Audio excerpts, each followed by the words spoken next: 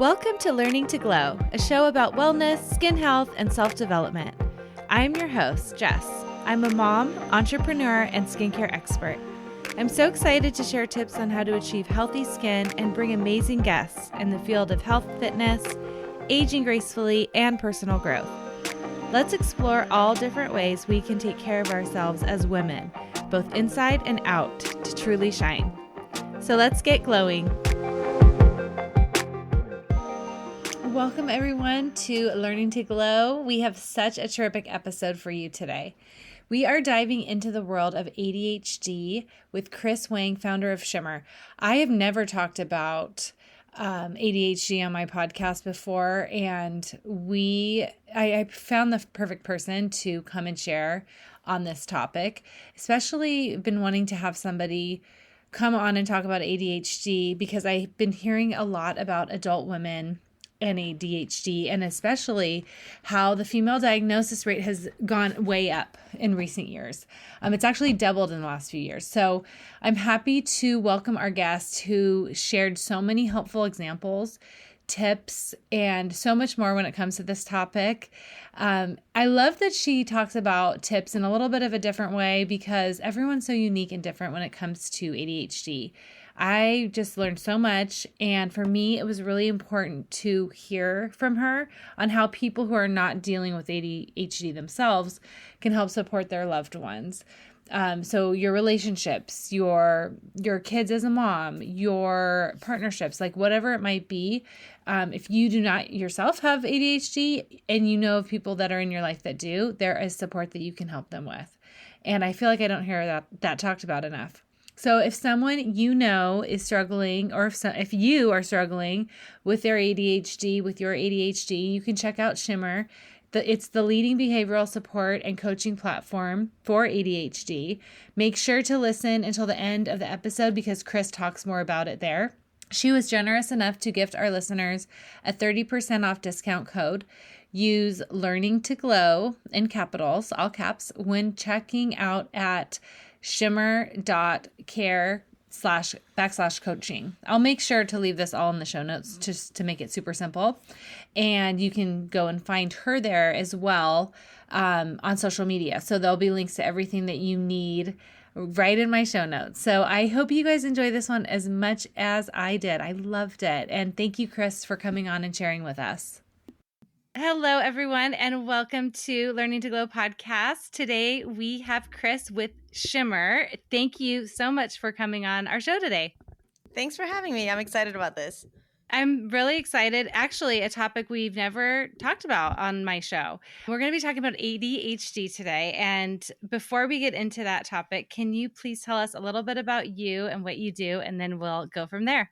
Awesome. Yeah, so I'm Chris. I am the co-founder and CEO of a ADHD behavioral support platform. So I was diagnosed 3 years ago, and I was looking for a behavioral solution, and it was a very scattered market with questionable quality, some good coaches, some bad coaches, and I just really, really struggled to find the right one. I did over 12 consultations and still wasn't able to find a coach, and they ended up being all really expensive.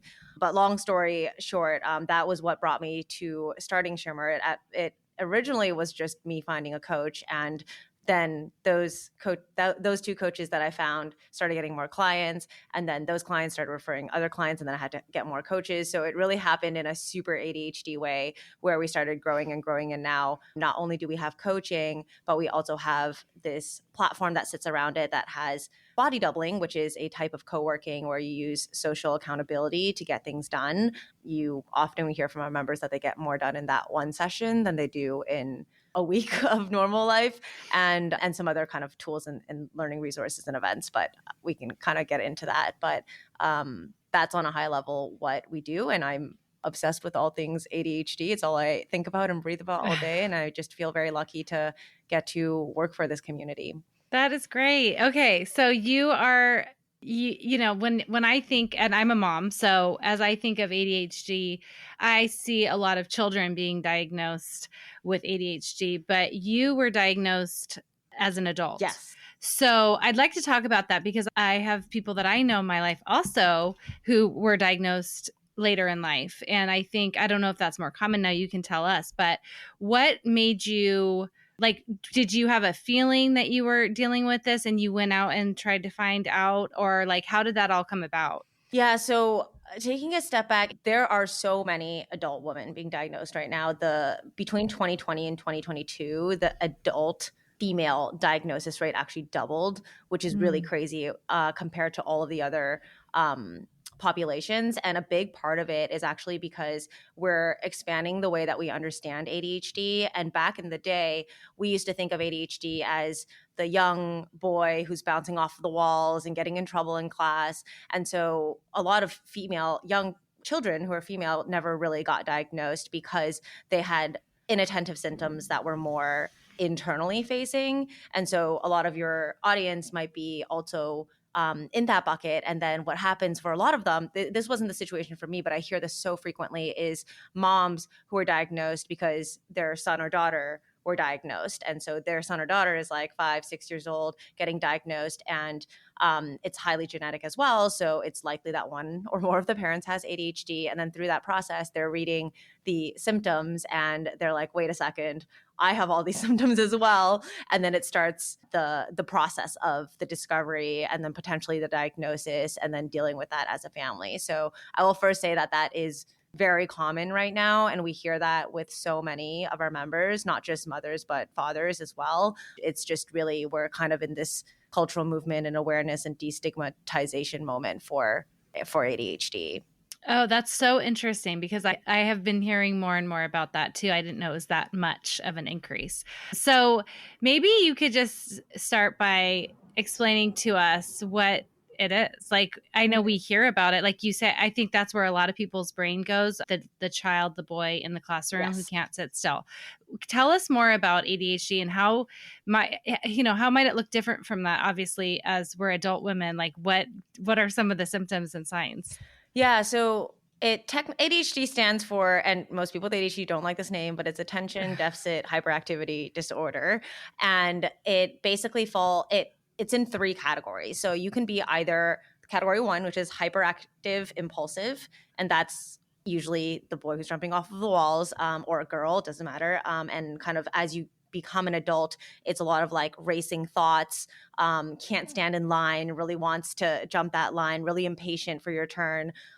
That's kind of category 1. And then category 2 is inattentive. And so inattentive is when you're a kid, it's the daydreamer, can't focus on the topic that the teacher is talking about, going off on their own little stories and creating worlds in their heads. And then as you get to an adult, it's struggling to stay on the conversation of the person in front of you. Maybe you're sitting at a cafe and you hear all of the other conversations that are all around you and you can't focus on the person in front of you.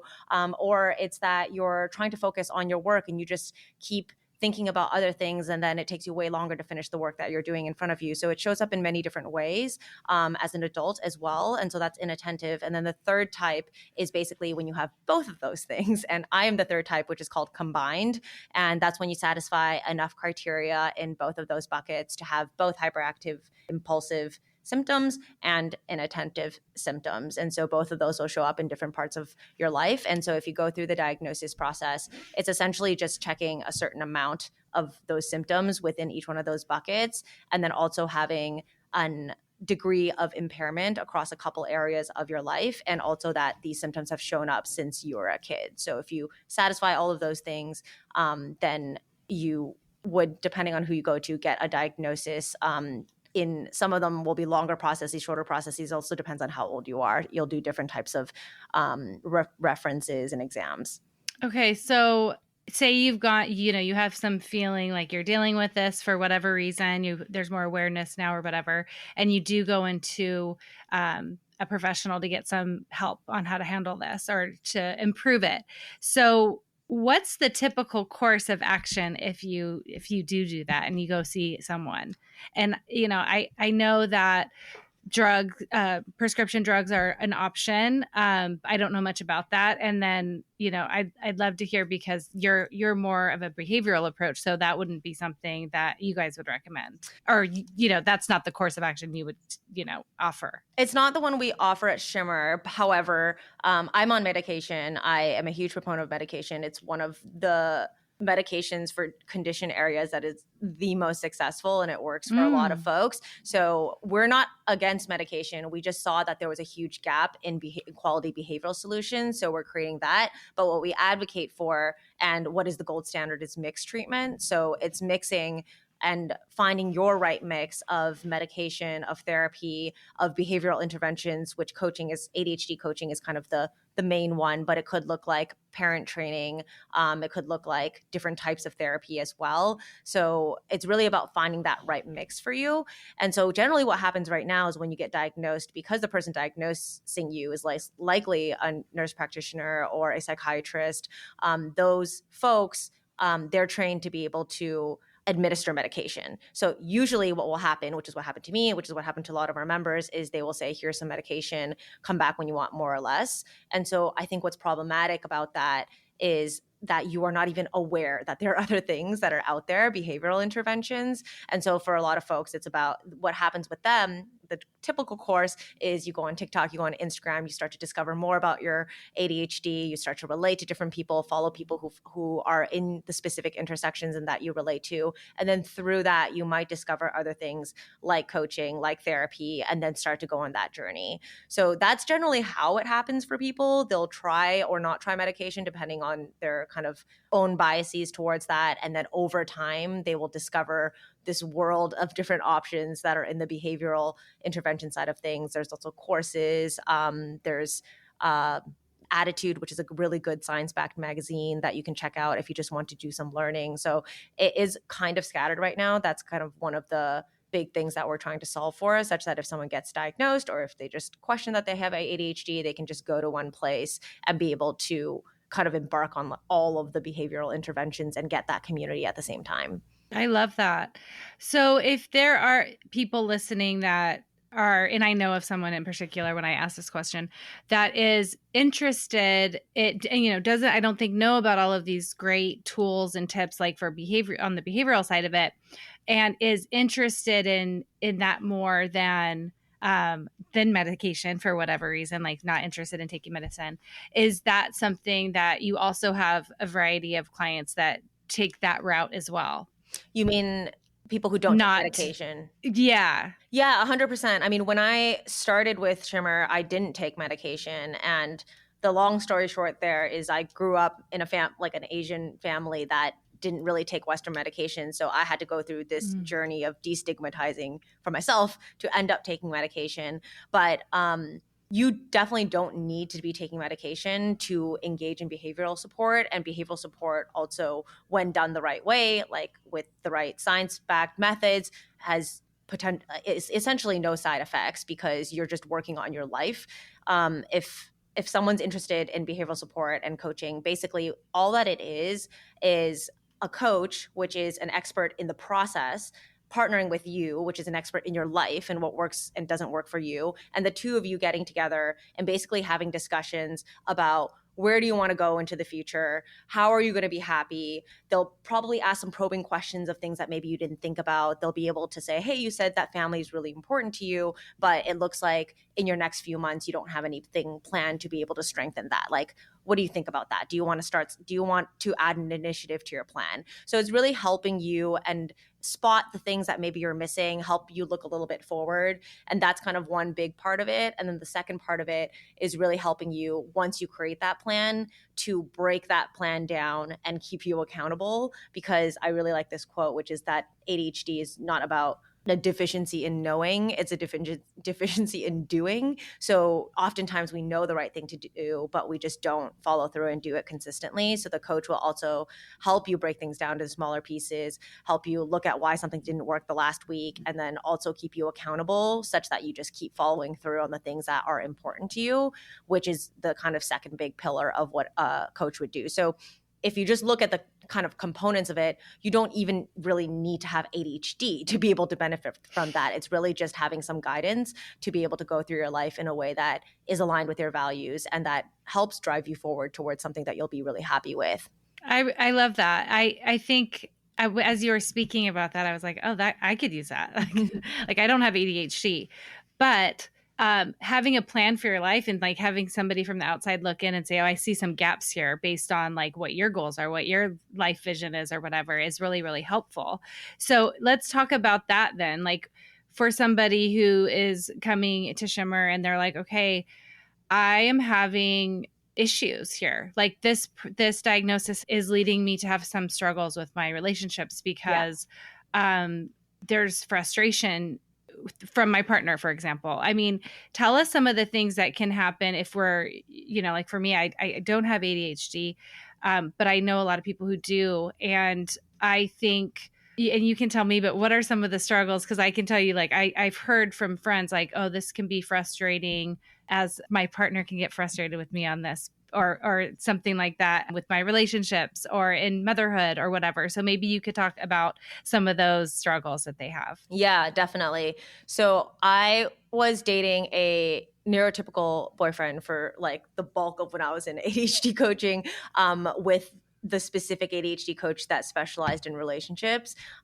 So I have way too much experience on this. But yeah, so oftentimes our members have families that are ADHD mixed with non-ADHD, and that creates a lot of challenges around communication, around dynamics that show up. And so with the coach, really what you're doing is helping you figure out what you really want in that relationship. So a lot of the times people approach things as to like what you don't want. So like, I don't want them to do that. I don't want them to do that. So it's about helping a lot of the reframing to what you do want and what is the dynamic that you want, what is the future that you want with this person. And then again, breaking that down into what needs to change. So maybe you are lacking some sort of communication skill. Maybe you are lacking impulse control when situations come up and you end up saying something that you regret. So it really is about teasing out what is the challenge that is there and what is the skill or the system that you need to put into place. And then the coach will help you put that into place. So for example,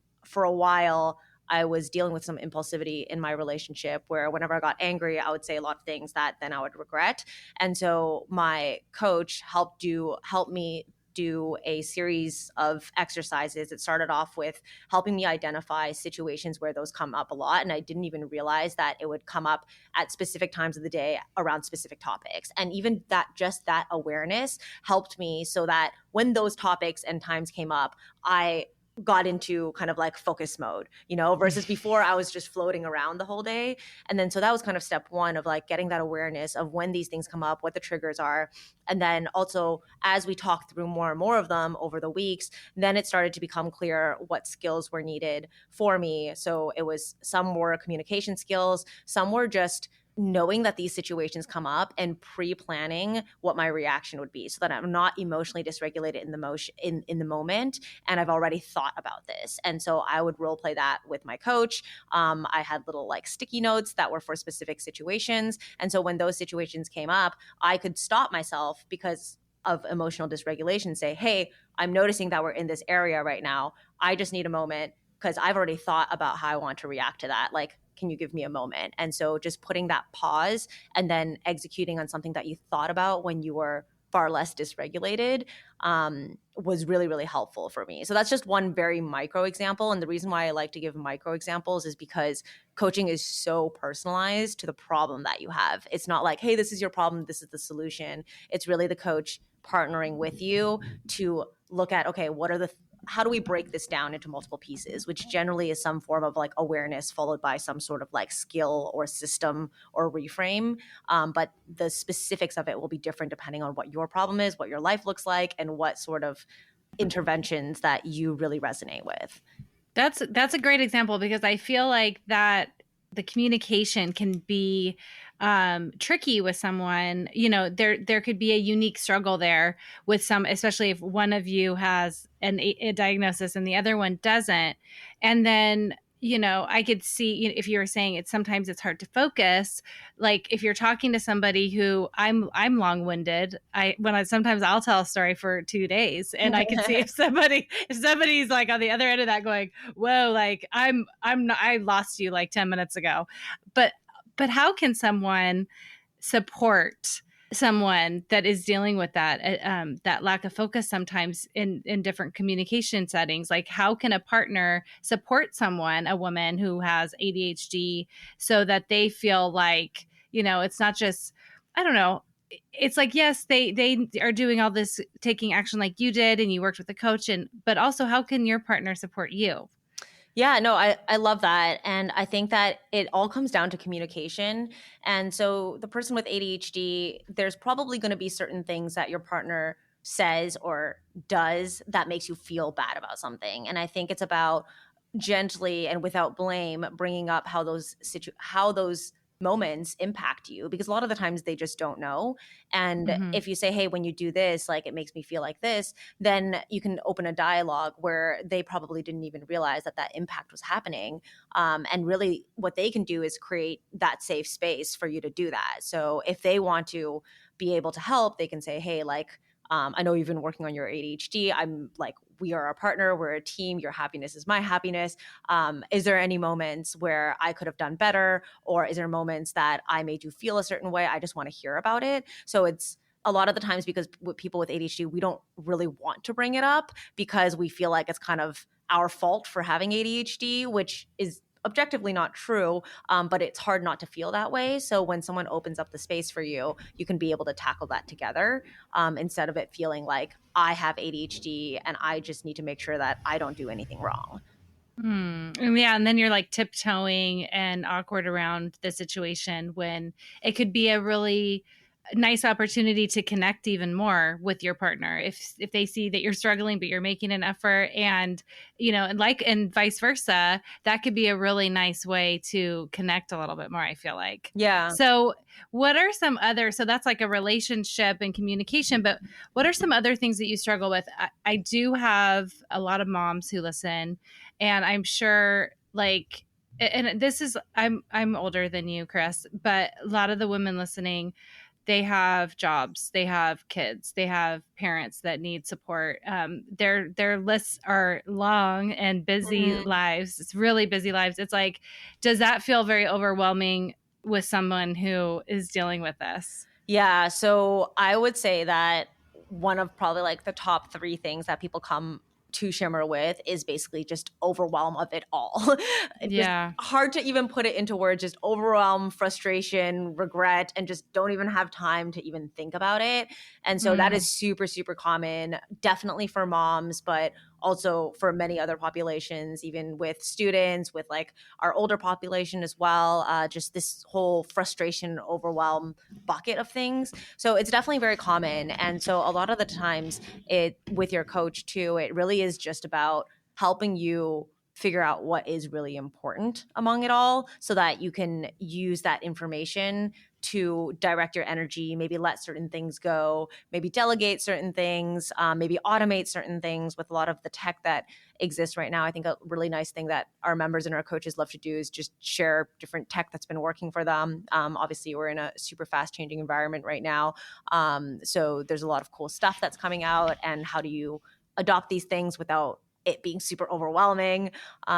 So yeah, there's a lot of things that a coach could be able to support with. A lot of it does have to do with just helping prioritize, honestly, and figuring out what is truly important to you, so that you can remove some shame on certain things that just fall short of maybe Mm-hmm. your high standards for yourself, which is really common with people with ADHD as well. Rather than saying that, oh, you don't need to do anything, or you can just let things drop. It's really just about, a lot of it is about the perfectionism, the kindness and compassion towards yourself, even if nothing externally really changes.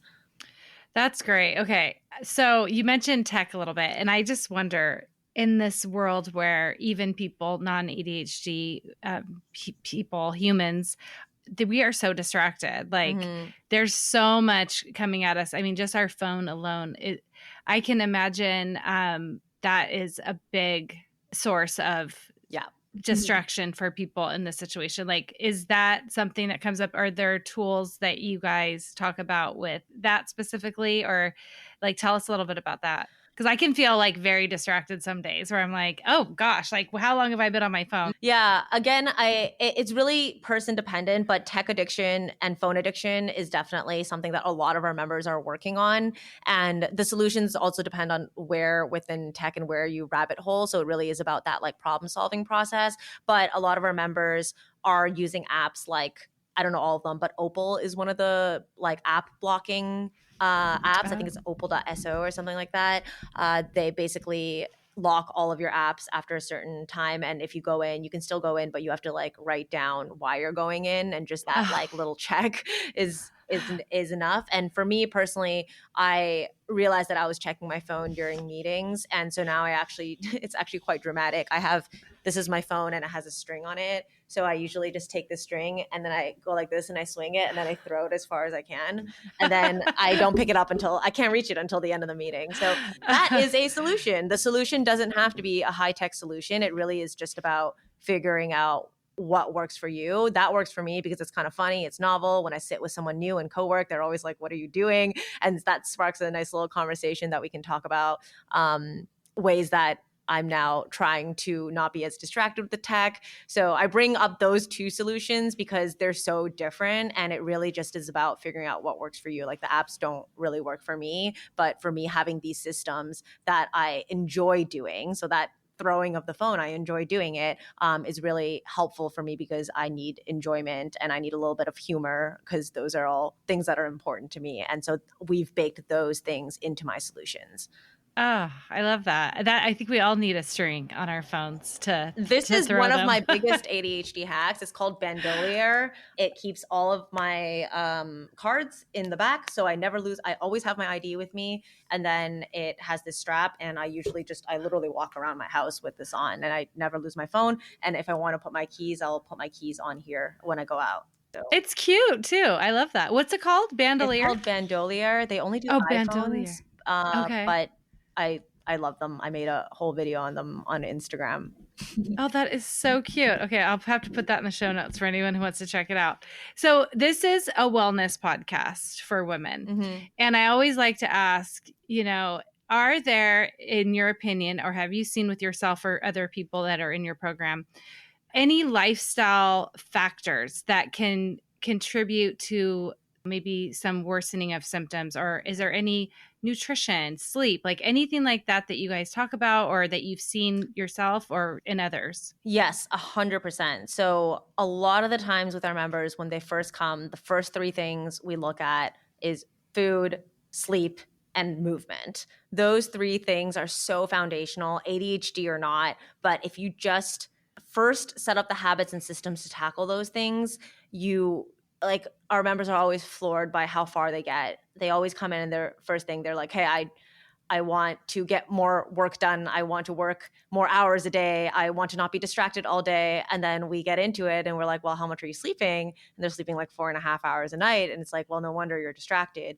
So then what we end up doing is digging into, let's say for sleep, for example, they're like, well, I can't, like I wake up early and I'm just very tired. And what they don't realize is that a morning routine starts with a nighttime routine. And a lot of people with ADHD have a late circadian rhythm. So we just tend to sleep later and wake up later. So again, depending on someone's job, certain jobs, you can shuffle things around, certain ones you can't. So the solution will be different. But for me personally, for example, when I first started coaching, we ended up actually shifting my days later so that I could get enough sleep. And I never even thought about doing that. So now I don't have meetings at 9 a.m. I used to have meetings at 8 a.m. or 9 a.m. And I just didn't think about how everything intersected with each other. So short answer is yes, those three things are really, really important. And they are also all heavily impacted by ADHD. This month for October ADHD Awareness Month, we're doing a bunch of different campaigns. It's called ADHD and so basically it's how ADHD intersects with a lot of things. So today we did a event on ADHD and finances, and later this week we have one on ADHD and nutrition. So nutrition, again, being one of the really big ones, but all those foundational elements of just having your body battery work is so important for ADHD and very under talked about, in my opinion. Yeah. Oh, good. I'm glad I asked because, I mean, it makes sense. And if you're not sleeping, I feel like anyone with whatever is going on with you is going to be worse without sleep. It's like one of the main things that we talk about on this program, like how important sleep is.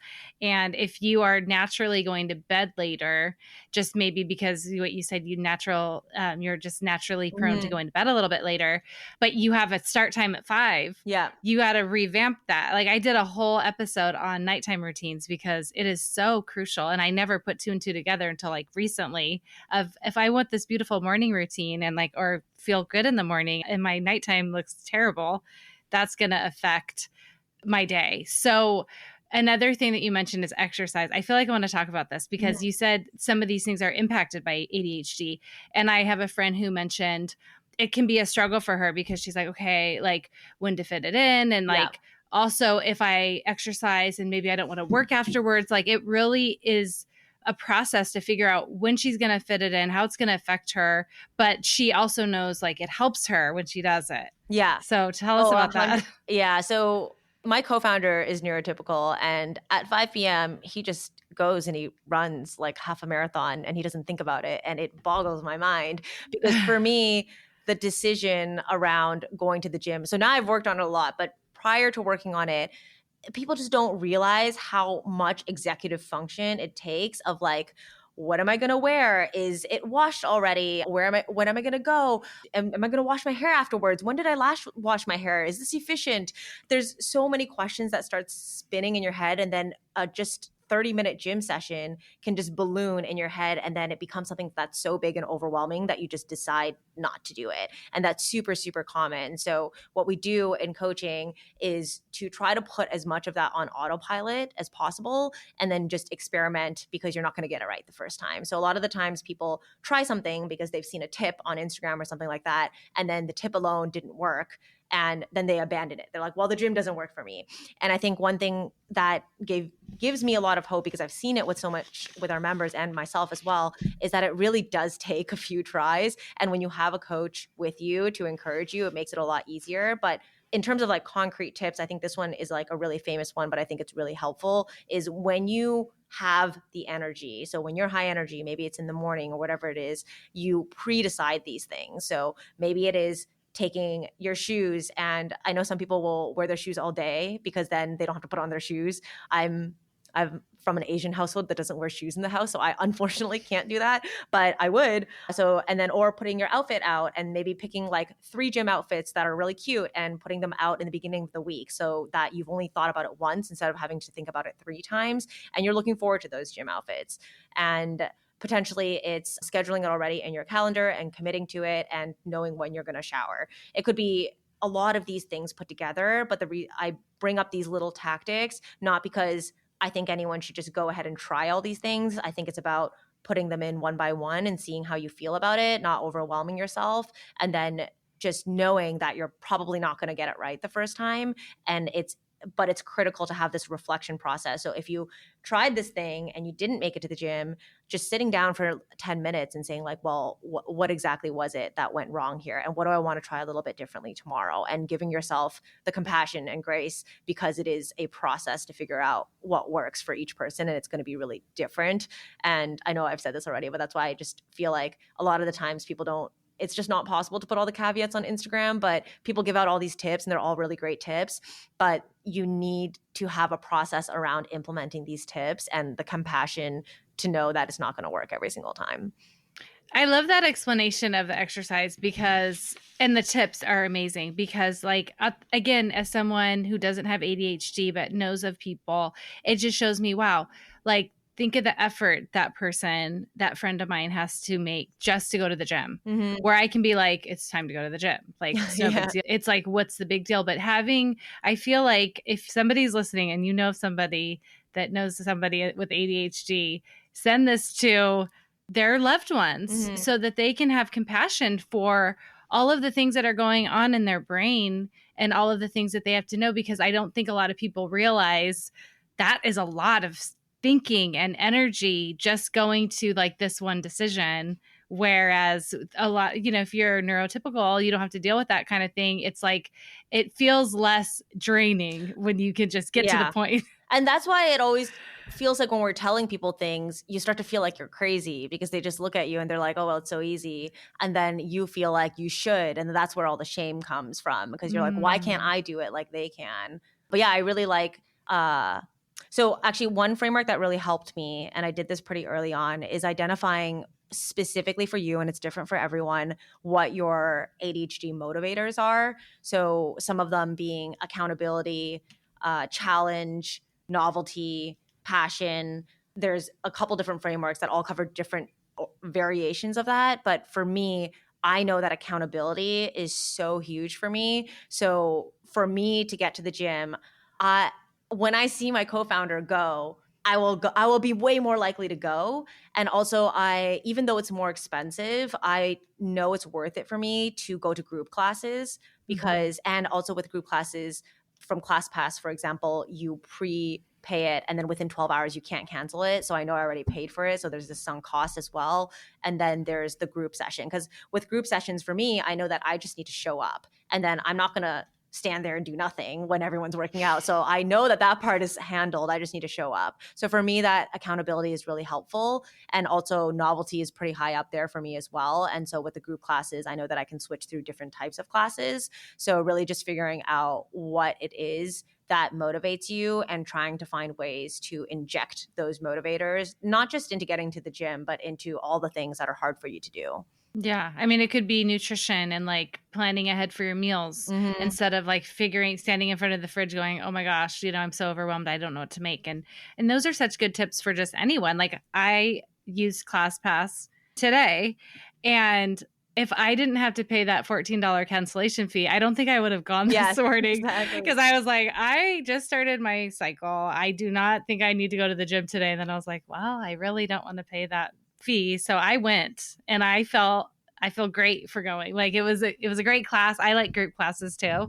So just for anyone, that's such a great kind of knowing your priorities and what motivates you. I really love that tip. I mean, are there any other tips before we talk about Shimmer a little bit more that you want to share? Because you have so many good examples like that. I am full of tips, but I am also full of caveats. I actually hate it when I'm listening to podcasts and people keep caveating, but I totally understand from this side because I don't want people going out and trying these tips and they're not working and then they feel bad about it. Right. But yeah, so I think one thing that I want to add is not exactly a tip, but I think it's really important. And I would be really upset if I left this podcast not saying it, is that I think, well, I know that everyone with ADHD, because we've been struggling with so many things our entire life, and we've had so many people tell us that we are not doing things correctly, and we've internalized that, I think it's very easy to only focus on those things. And I think why at Shimmer we've built everything in a strength-based model, what is really beautiful about people who are neurodivergent, not just ADHD, is that we do have unique strengths, and they just have been overshadowed our entire life by things that were hard for us. So of course, if everyone's yelling at you at a bunch of things, you're not even going to have the pause or the moment to like understand what your strengths are. And I think that is such an important part. And it sounds very vague, but I think it's an important process for people to go through because not just neurodivergent people, but everyone has strengths, right? But we just don't think about it because you're so busy trying to fix your quote unquote deficits. And so even like an example is when I was younger, I was kicked out of like all of my classes and constantly getting in trouble because I was constantly distracting everyone from talking because I was friends with everyone. And I literally got sat in the back of the room with like my desk either away from everyone, or I got sat in front of the teacher with my desk sitting at the teacher. And I totally, as an adult, understand the frustration of the teacher, but I internalized chattiness as something that was bad because of how I grew up. But now what I've realized is that one of my superpowers and my strengths is connection and people and talking and voicing and expression and all those things and that is like the exact flip side of what I was punished for. So I think that's like a very good example. And I think I've heard so many versions of stories of the exact thing that someone was punished for as a kid. If you look at it in a slightly different lens, or if you just had a really compassionate teacher or parent who was able to catch that and say, hey, like, that was really weird that was not great what you did with that specific strength, but let's help you channel this to something that is going to be more productive, then people can start to see those strengths earlier on and not even have to wait until adulthood for those to really, really flourish. So I just really wanted to add that because I think it's so easy to just get caught up in like fixing all the things that are bad about ADHD. I'm so glad that you said that. I'm so glad because that was actually something I wanted to talk about because it's something that I've heard from a friend of mine. And just like, hey, there's like superpowers here too. Like this isn't all negative, but we feel like, or she told me I feel like a lot of this is so negative. There's things I have to do that make it harder for me to get through certain things. But also, I have a lot of strengths and powers because of who I am. And so it's a really important piece. I'm really glad you mentioned that. So tell us a little bit more because this has been so amazing. I feel like for people who it's very validating for people who have maybe been struggling with or they feel like, hey, I can relate to a lot of what Chris is saying today, but I don't have a diagnosis, or maybe they do. And also for people who know someone in their life, a loved one, that they can be there and be more supportive. But for the people who do have an inkling that they have ADHD or maybe already know that they do, tell us more about Shimmer and like if they're interested in this and coming up with a plan and working with a coach, tell us more about how to do that. Yeah. So in a nutshell, Shimmer basically helps you improve your quality of life. That's the outcome that we track towards. And I bring that up because a lot of medication and other interventions, it's all about reduction of symptoms. And apologize for being a little bit technical here, but I do think it's really important and it's related to that strength piece, right? It's like what we try to do is you don't have to reduce all of your symptoms. The solution might be to just remove yourself or change yourself from a situation where you need to rely on those symptoms. So there's so much you can do with your life if you work with a coach, or you can do it on your own as well, but it's just accelerated if you work with a coach. But essentially, if you're interested in joining Shimmer, the way it works is that you go through and we go through a little bit of an algorithm and we match you with a coach that is fit for your style. And then also for a lot of people, there are other things that are important to them, like demographics, maybe sexuality, topics of interest, specializations. Maybe we have some coaches who specialize in ADHD, which is the intersection of autism and ADHD. And so once you get matched with that coach, you meet every single week over video. And during that week, in the beginning, you'll be setting up your plan, coming up with goals. And what a lot of people get out of those first few sessions is really that relatedness and the hope. So a lot of people, what we hear after the first few sessions is, wow, this is the first time I felt hopeful in a while. I am excited for what might happen. And I'm excited that I met my coach, and all these weird things that I've brought up, actually, I realized were just because of my ADHD, especially the new diagnosis folks. So that's kind of the very beginning. And then as you build that relationship with your coach, it's a mix of that scaffolding. So the weekly scaffolding of how did last week go? What do we want to do differently next week? And then also any sort of problems or areas you want to learn more about. So some people really want to learn more about ADHD in their brain so that they can contextualize it. Some people will come in one session and say, this week I'm going through a PIP at work and I really need to come up with a plan for that. And so you can also be able to deal with stuff that's in the moment as well, and coming from someone that you trust and someone who has a lot of experience with the process. So that's the coaching part. And then the platform that sits underneath that it has just evolved as our members ask for more and more things, is there's daily body doubling. So there's 2 to 3 body doubling, which is basically co-working sessions that you can go into a day that are a bunch of other ADHDers. And you just work on basically whatever is like the hairiest item that you probably wouldn't get done by yourself. So I do my weekly planning, and sometimes I do my laundry as well during these sessions. And they're all hosted by coaches. So sometimes people will start to like one of the coaches that they've been seeing at body doubling and see that they have some sort of specialization, and maybe will switch coaches for a bit as they deal with a different problem. So it's kind of fun in that there's always a little bit of novelty. You can be able to switch coaches. You can be able to stop coaching for a bit and just do the body doubling and then go back up to coaching. So it really is kind of choose your own adventure, which is really important for people with ADHD. So it doesn't get like mundane and the same. And then there's also a bunch of kind of tools and learning journeys. And we do a lot of expert-led events also. I really like these. We don't just bring there is more clinical and academic sessions, but we try to bring in more holistic folks as well. So for example, recently we did a session on play and ADHD. We did an improv one. We had one about rejection and ADHD. So it really kind of runs the gamut. And those sessions, you not only will learn a lot, but also you'll meet other ADHDers in the chat who are kind of sharing their experiences at the same time. And really that community part of just not feeling like you're the only one going through it is a really, really big part of the growth and the healing for ADHD. Oh, I love that. Sounds incredible. That sounds totally fantastic. Where do you go to find it? Is it shimmer.com or tell us the website? Yeah, it's shimmer.care. You can also find us on Instagram.